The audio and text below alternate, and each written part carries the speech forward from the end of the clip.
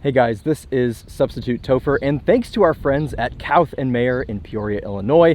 Today we are driving this 1996 BMW 735i with, and I can't believe I'm saying this, a 5-speed manual transmission. This is a Euro spec E38. I am so thrilled to be driving this car today. So we're gonna walk you around this thing, show you what it looks like inside and out. We'll do a bit of a history lesson on the E38, and then we'll take it out on the road and see what this thing is like to drive. Let me prove to you that this is a Euro spec E38. Check that out, a 5-speed manual transmission in this big body sedan. So this car began its life in France, and it actually still resides with its original owner. He drove it off the lot in France, and now he has it all the way back in the United States.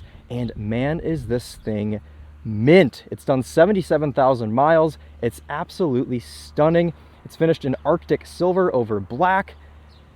And man, this is a 735i, not the long wheelbase. So we've got the short rear doors.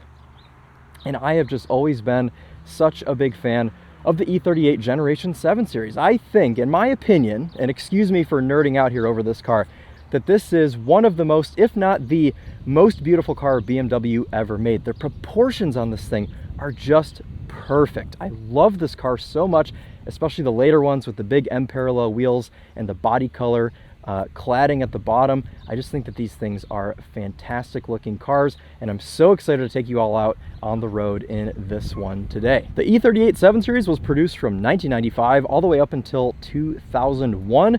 This is, of course, a pre-facelift. They looked like this from 95 to 98. So you've got the real squared off headlights here in the front. You've got amber turn signals, and you've also got the amber lights in the back. But man, this thing just aged so well. It's such a timeless design.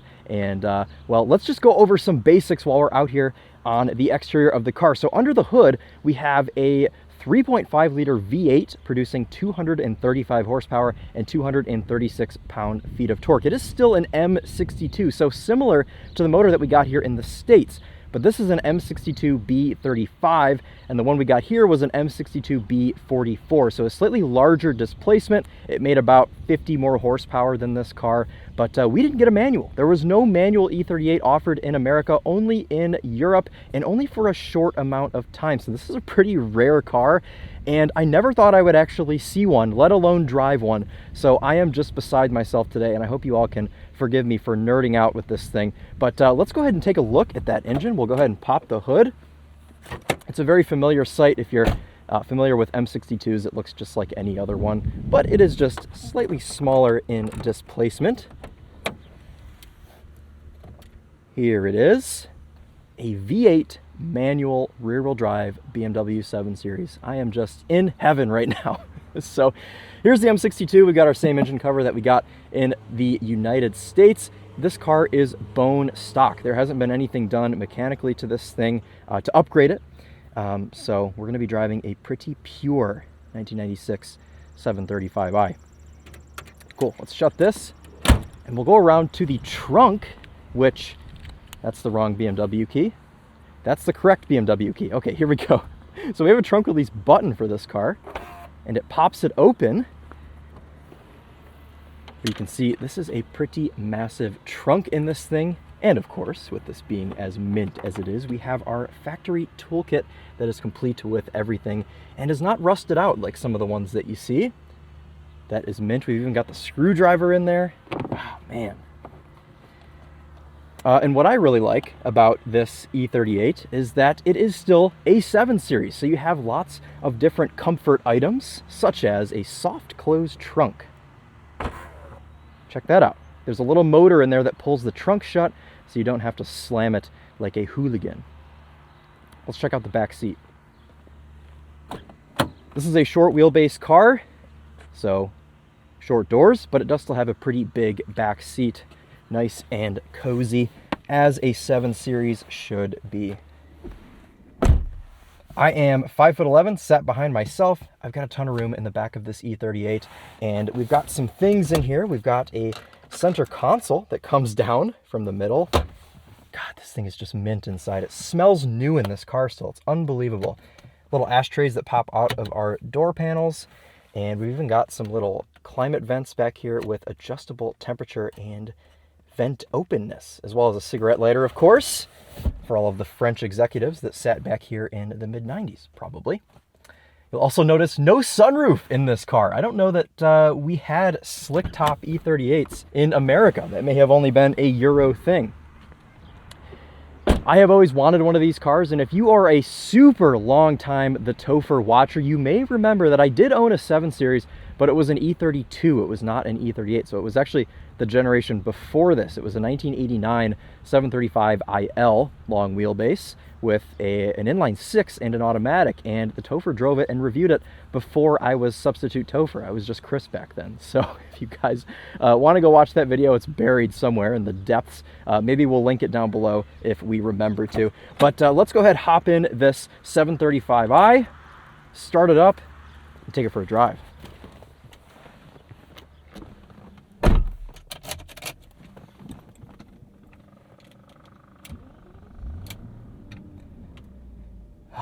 And that M62 just fires to life. It is butter smooth. I mean, every input, every noise this car makes is still quintessential 7 Series. You don't get in this car and think, oh, just because it has a manual, it's no longer a 7 Series.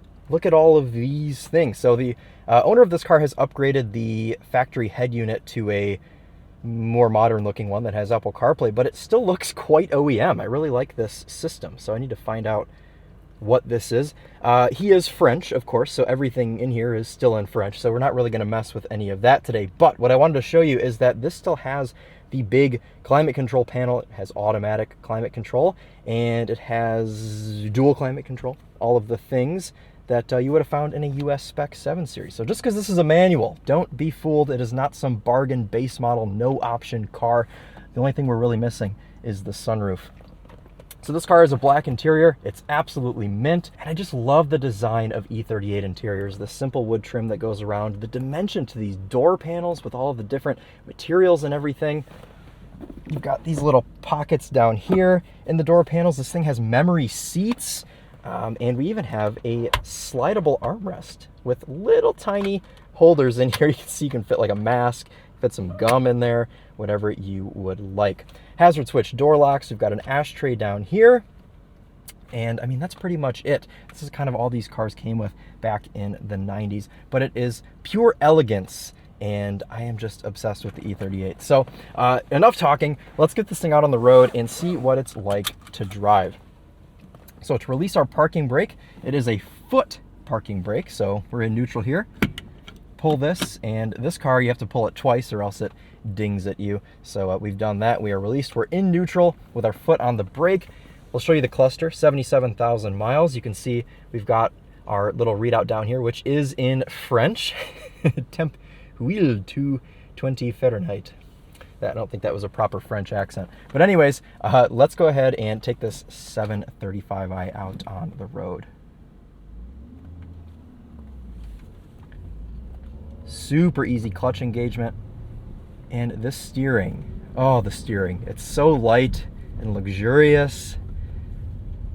As far as the shifter goes, it feels like any other 90s BMW. It's a little gummy and not incredibly precise, but you know, this wasn't built as a precision track car. This was built to be a luxury cruiser, and it still does a great job of being that, even with this 5-speed manual transmission. The funniest part of this whole thing for me is I've never driven an E38 before, so I like that I get to say the first E38 I've ever driven was a Euro spec car with a 5-speed manual. It's just the coolest thing.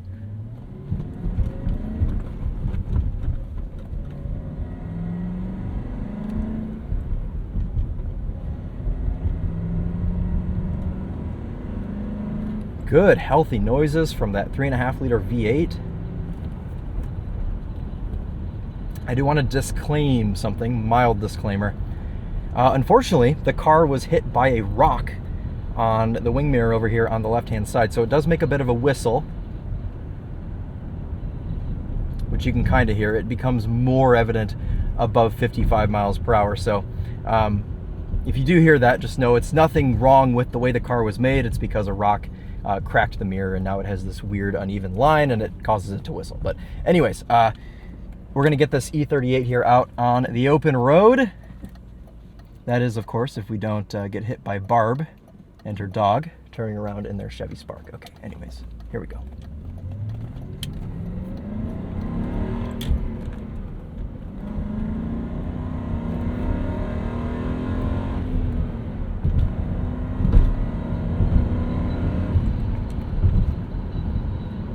And that's it, guys. I mean, smooth, quiet, just a wonderful car overall. I mean, really, this was the era of BMW, in my opinion. That is, I mean, it's just my favorite. The E38, the E39, the Z3, the Z8, the E46. I mean, all of the cars from this era are so iconic for BMW. And sure, they may have had some reliability issues, but no matter. I think that this was one of their best eras for design and just overall performance. I mean, just a fantastic time for BMW. And I'm really, really happy to be driving this E38 today. So what is this thing like to drive from a comfort standpoint? Well, the seat is basically a couch. I mean, it is that comfortable. And the ride is sublime. It just floats down the road like an old couch luxury car should. And I just love it. I mean, you get the sense that BMW set out to build this car with luxury first, and I like that. I think we're getting too caught up nowadays in sportiness and making something go quickly around the Nürburgring, and that's not what it's always all about. They had their priorities straight in the mid-90s, and it really, really shows from behind the wheel of this E38. With this 5-speed manual at a cruising speed of around 55 to 60, we're revved at just over 2,000 RPM. It makes you think maybe I do want to have a 6th gear, but you have to remember the era in which this car was made. When did BMW start putting 6 speeds in cars? I think it was right after this, because you could have the 540i in America with a 6-speed manual. And of course the E46 M3. But the E36 M3 and the M Roadster, those were 5-speed manual cars, and this was kind of this was like a transitionary car when they were kind of moving over to the E46 era of BMW. So we do still have a 5-speed in this car, but I think it works pretty well.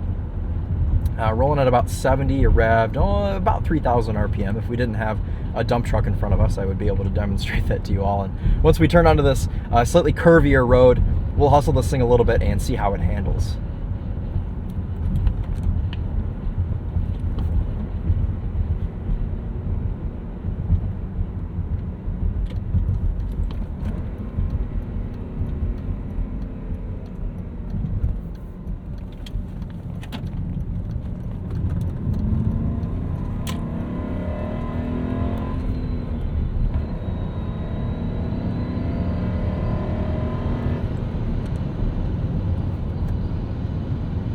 So there you go, highway speeds 70 miles per hour. We're revved at just under 3,000 RPM. And it's a bummer about that whistle, because if it weren't for that, this thing would be whisper quiet. I mean, it is that smooth, that floaty, but I love that. I love that about cars from this era. They don't take themselves too seriously, and it's just the best. It does have a little bit of a stiff accelerator pedal, but my E46 was the same way. I think these cars over time, they just kind of get gummed up. So when you're going for your downshifts, you got to really poke that throttle to get your rev match proper. What I really like about these cars, though, about these older 7 Series, is you can use the body roll and just kind of tuck yourself into these corners and float along.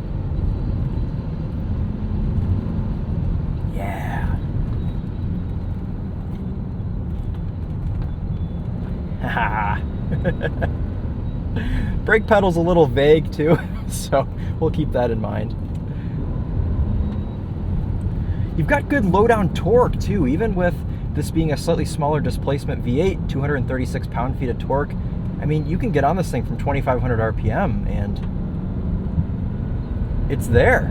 It wakes up. So no real complaints with this powertrain. I was the most surprised to just find out that this car even existed. To have a V8 7 Series with a 5-speed manual is just the coolest thing ever. I think I need to have this, but I mean, how many of these even exist in America? I have no idea. It's maybe the only one.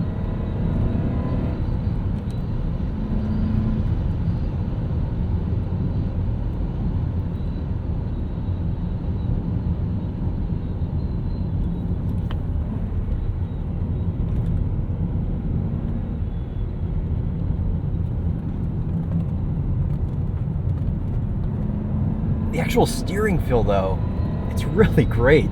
I mean, very communicative, of course. A lot of old cars, you can really feel where that front end is. Nothing is simulated.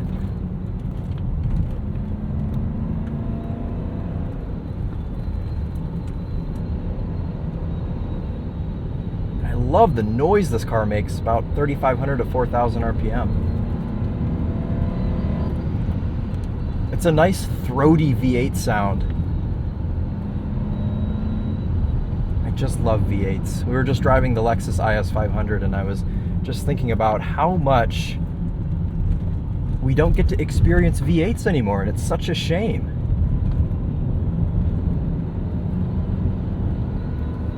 What a treat this car is.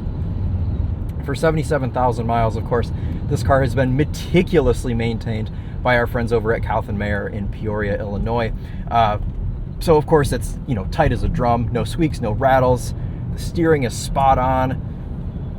But I mean, I think that's a testament to BMW quality from the mid to late 90s. And with this new era of car, as long as you maintain them, man, they stick around forever. Check out this turning radius.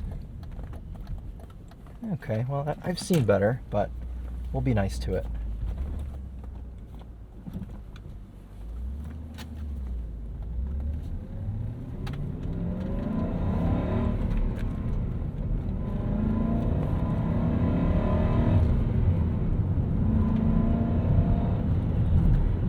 And this is a privately owned car, so we're not going to go out here and flog it at 10/10ths.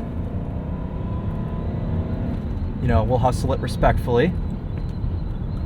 And respectful this car is. Man, what a treat.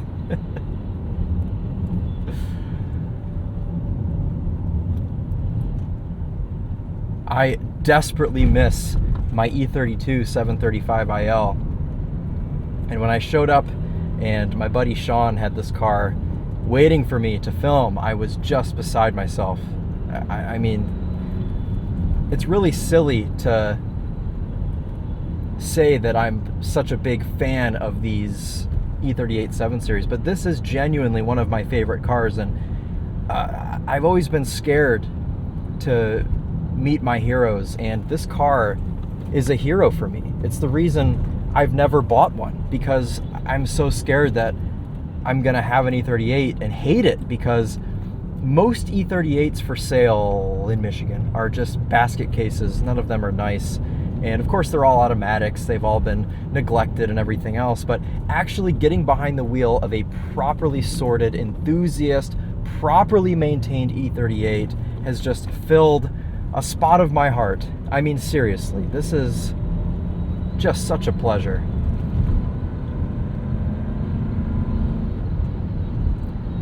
This is, in ways, one of the best cars I've ever driven. I mean, it just is.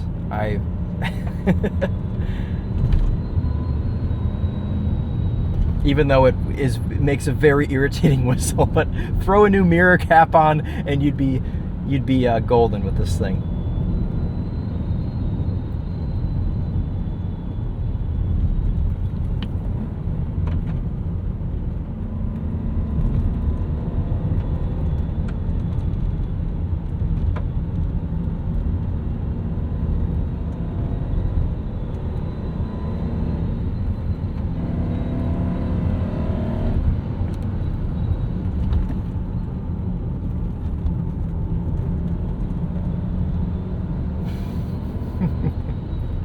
Just taking a minute, soaking it all in.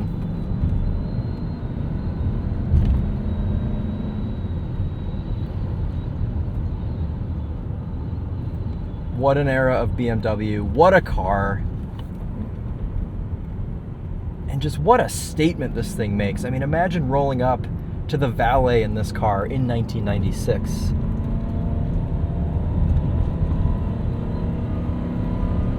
Oh.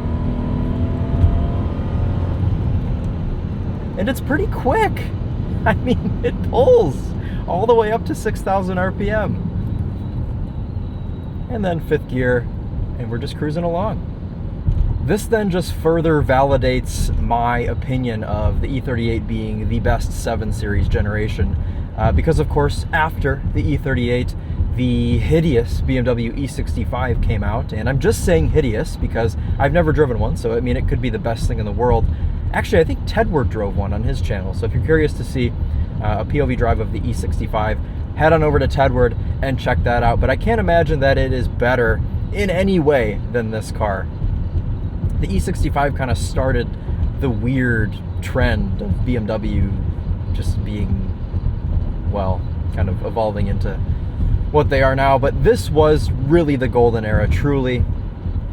And boy, am I in love with the E38. And I think I have to have one now.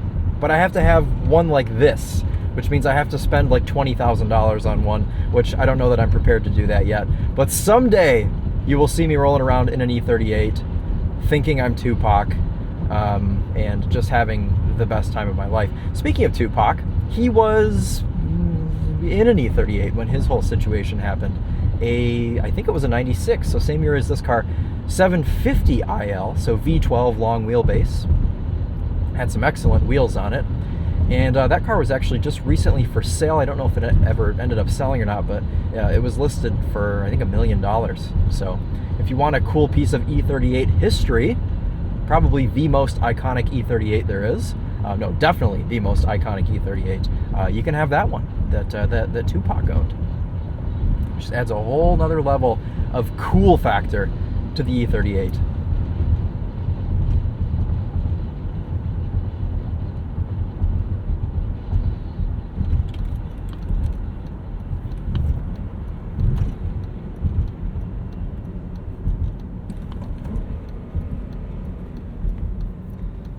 So hopefully you guys appreciate,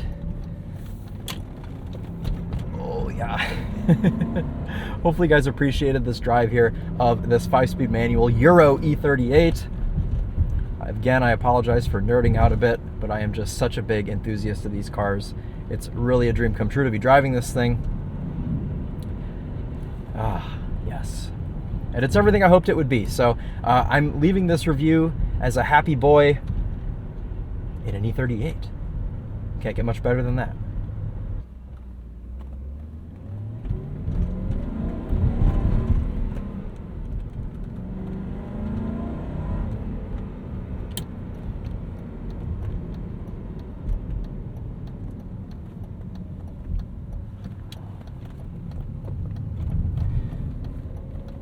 That will wrap it up for us today. Thank you guys all so much for watching. What is your favorite generation of 7 Series?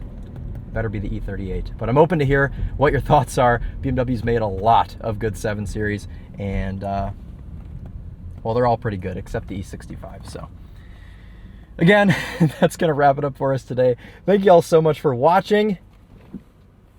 I had an excellent time in this car.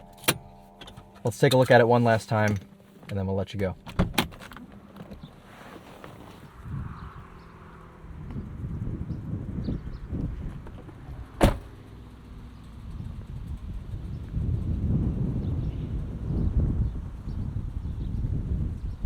Thanks again to our friends at Kauth and Mayer in Peoria, and thank you to the owner of this car for letting me take it around the block and give my thoughts on it. And that's a C7 Z06, I believe, playing the sound of its people. Cool, guys. Thanks for sticking around, and we'll see you in the next one. Take care.